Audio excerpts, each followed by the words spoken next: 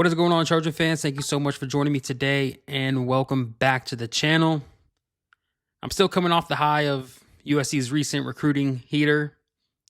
And honestly, I can't even say recently because it's been all off season, but energy levels are still at an all-time high after the Trojans landed Talanoa Ely and Luke Wafel. And since then, it's been not quiet for USC, but I would say the Trojans are letting others have some shine after hogging up all the recruiting headlines all off season. But since the commitment of Luke Wafel, Alabama, Texas, Georgia have all went on some recruiting heaters. And a big shout out to BYU for landing 5-star QB Ryder Lyons, a big land for that program. Lyons was once a heavy favorite to be a Trojan, and after the commitment of Jonas Williams, Lyons then switched to being a favorite to land with Oregon.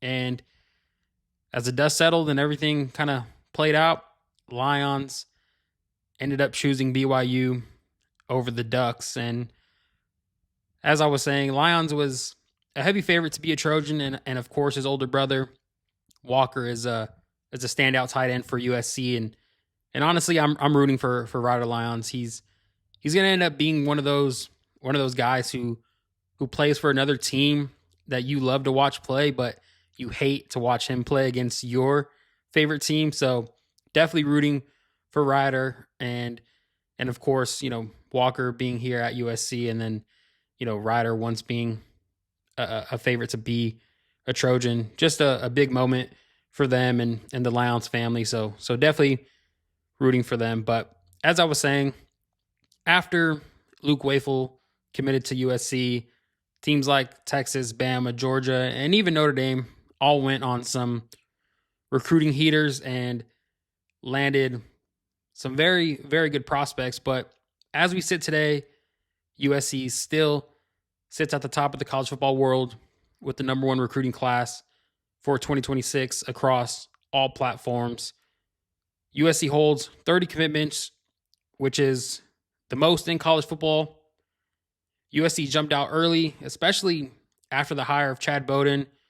And once, Bowden got settled in, got the staff put together, they really went full steam ahead and landed several of the nation's best prospects.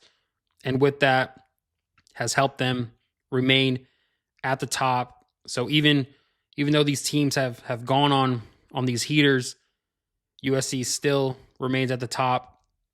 And with 30 commitments, that leaves 5 spots remaining for USC to work with. And that brings us to today's topic, which is who could be next to commit to the Trojans. And I'm going to talk about 3 prospects today who could end up committing to USC in the very near future. All 3 have already taken official visits to USC, and 2 prospects have their commitment dates set. So let's get into it. Prospect number 1 from Frisco, Texas, 2026 4-star athlete Jalen Lott. Lott stands at 6 foot tall, 175 pounds. Lott he's an incredible athlete. Snatches the ball out of the air, shows the concentration to make acrobatic catches look very easy. Incredible body control and smooth out of his movements. An incredible athlete with the ability to play both sides of the ball at the next level, and would not be surprised if he does play both sides of the ball at the next level. Lott received a prediction to land with USC from a Texas recruiting insider, Eric Nolan, who works with On3. That prediction was submitted on June 21st, and we know how quickly recruiting can change this day and age, but a prediction from a Texas insider should not be overlooked. And also, Lott's older sister runs track and field at USC, which is the key thing to think when it comes to balancing out the family aspect. And so when you have someone who's there at USC and not only, someone there, it's his older sister to help, Jalen navigate being away from home and helping Jalen adjust to the LA lifestyle and being at USC.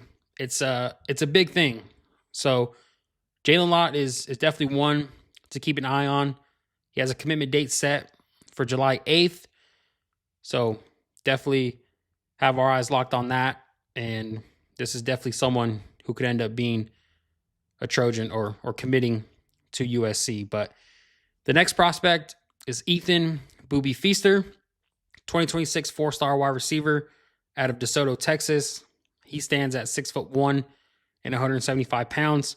Feaster is a fluid athlete with the explosive burst, speed to stretch the field and breeze past defenders, an incredible deep threat with an amazing leaping ability, with very soft hands, an impressive athlete with very quick acceleration and can reach top speed at the drop of a dime. Feaster, I thought, at one point and specifically right after his official visit, felt like he was seconds away from committing to the Trojans, and not sure exactly what happened, but since then it feels like it kind of fizzled out, and it feels like Texas A&M is the team to beat. Not to say USC is completely out of the race, but during and shortly after his official visit with the Trojans, it felt like USC was in the driver's seat. So this is one that, could go either way. He's from Texas. Obviously, when having to compete, with other Texas teams like Texas and Texas A&M, and they're being right in the mix with USC, it's very tough to overcome that. But like I said, it felt like USC at one point was in the driver's seat, but this is one that I wouldn't be surprised if it is USC. I wouldn't be surprised if it's Texas A&M or Texas, but Feaster has his commitment date set for July 4th, and so we shall see. The final prospect, one of my favorites, from Bradenton, Florida, 2026 4-star interior offensive lineman, Breck Kolo-J. He stands at 6'6", 320 pounds. Kolo-J is quick out of his stance, excellent footwork, great size, strength, and again, I can't talk about his feet enough. At 6'6", 320, someone who you don't think could have great footwork, but he has excellent footwork, and someone who could be an exceptional run blocker at the next level, violent hands, and he's just incredibly explosive off the ball. But Kolo-J is definitely one to watch for the Trojans. Miami seems like they're still the favorite for Kolo-J, and after his official visit with the Trojans, it's definitely shifted, I would say, in the direction for USC. Kolo-J grew up and played football with current USC commit tight end Mark Bowman, and also the left tackle that he plays right beside at IMG Academy is current USC commit Kenyi Pepe. And these are things that I do not overlook in someone's recruitment. These things play big factors, and I feel like just helps a lot. Of course, the coaching staff is doing everything they can to land these prospects, but when you have guys that you're recruiting and guys that you have committed to this class already, and you guys are trying to get another top prospect, and he has ties to guys who are already committed, those things are huge. And per Scott Schrader of On3, Kolo-J is in no rush to make an early commitment, and it may come down to a December decision for him. But again, things quickly change with recruiting in 2025, so definitely something that would not be surprised if he comes to an earlier decision than December. But again, Kenyi Pepe, Mark Bowman, two guys that I'm sure are trying to get Breck Kolo-J to become a Trojan. And then, of course, you have Chad Bowden and the rest of the staff leading the way. So, Kolo-J is someone who I would keep an eye out, and he would be an excellent addition to this recruiting class. But with 30 commitments, USC has 5 spots remaining, and who knows? Maybe these spots will be filled out by the time the Trojans open up the 2025 season with this staff and the way they're recruiting. It would not surprise me at all. But that'll do it for this video. Be sure to leave a like, comment, and subscribe to the channel if you haven't already. And be sure to check out the links in the description. A lot of great content on our X, Instagram page, and of course, here on YouTube.